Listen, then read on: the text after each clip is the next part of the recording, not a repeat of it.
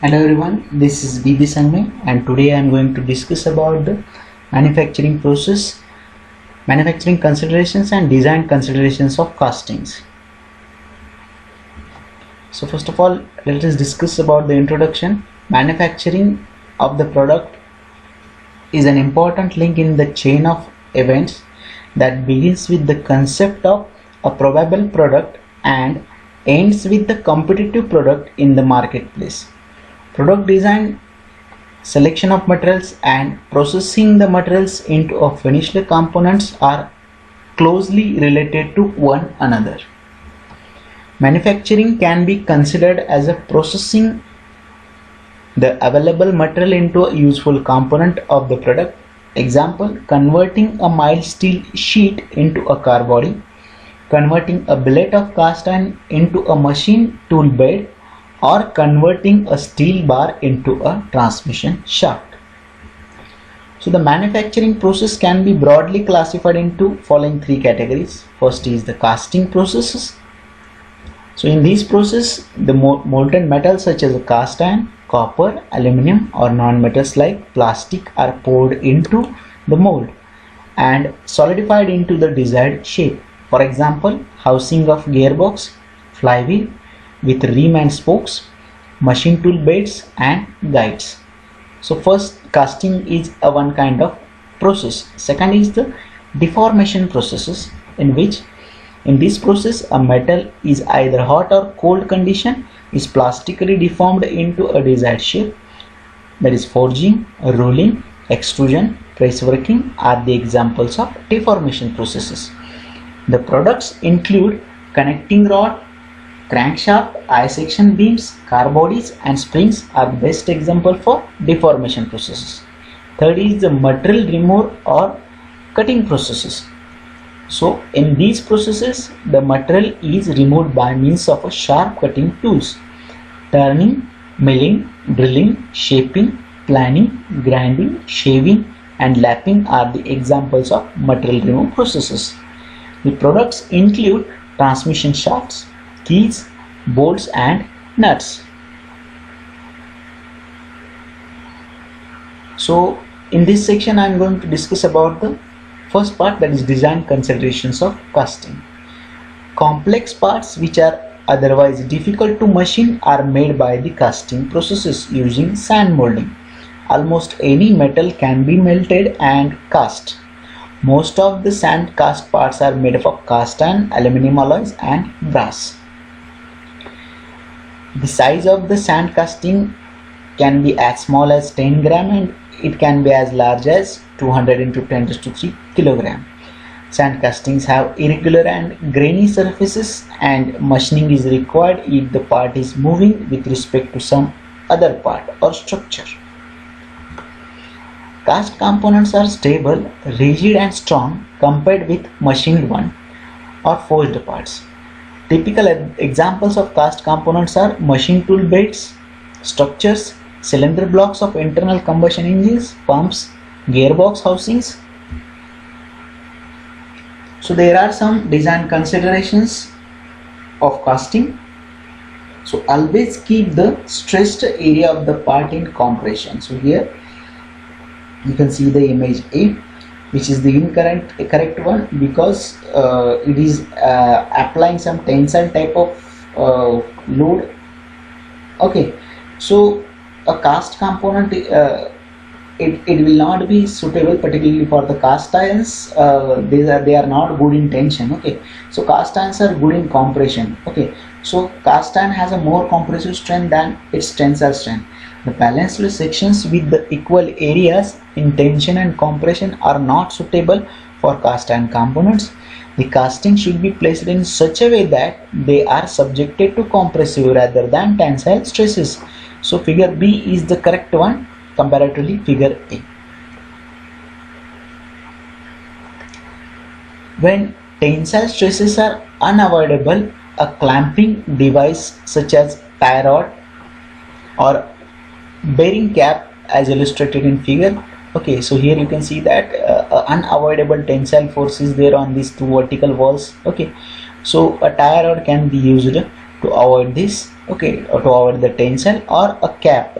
Here you can see that in the figure C, a bearing cap is provided to avoid the induced tensile stresses.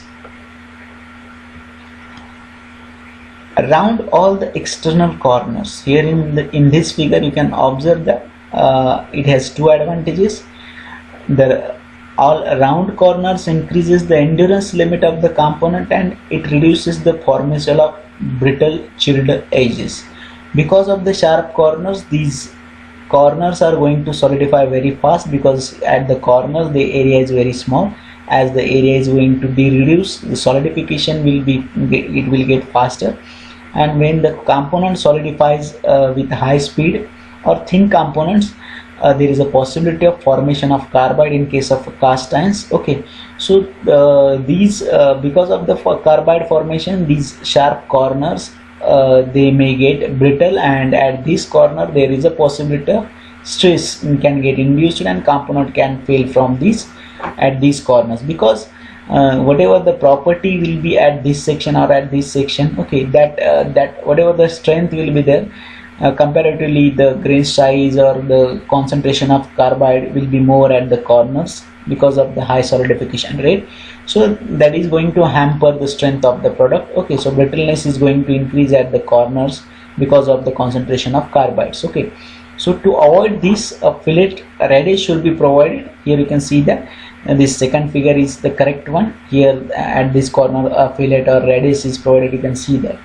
Similarly, whenever possible, the section thickness throughout the in this figure you can see that whenever possible the section thickness throughout should be held as uniform as comparatively compatible with overall design consideration.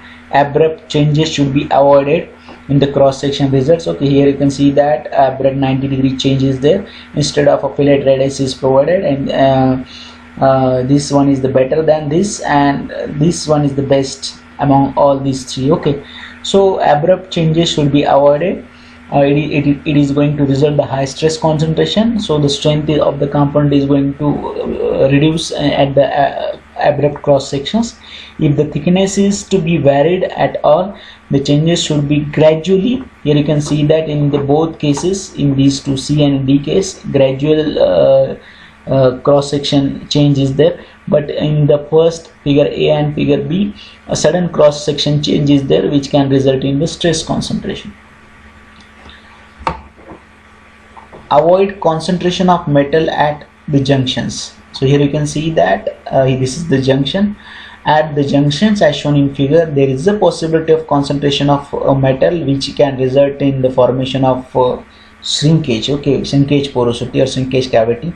Even after the metal on the surface solidifies, the central portion still remains in the molten stage, with the result that a shrinkage cavity or a blowhole may appear at the center, because as we know that the casting solidifies, there is a directional solidification. They solidifies from the surface to the center.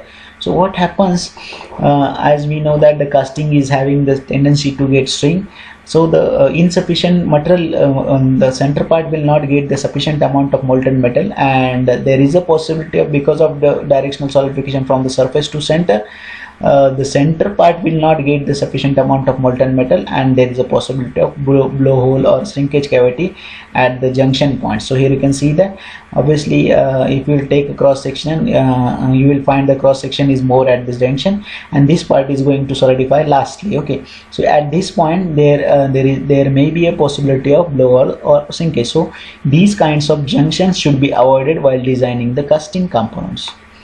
Again, in this figure here you can see that there are two ways to avoid the concentration of metal. One is to provide a chord opening instead of to avoid the junction we can provide a core. Okay, and in case of here you can see that the ribs are provided. Alternative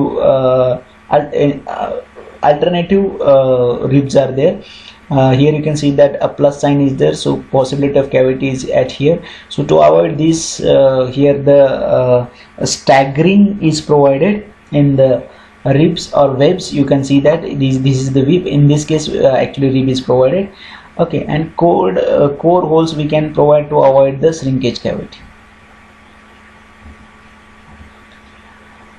Also, while designing the casting component, avoid very thin sections in general. If the thickness of cast iron component, already I have said that it is calculated from the strength consideration, it is often too small. In such cases, the thickness should be increased to certain particular practical proportion.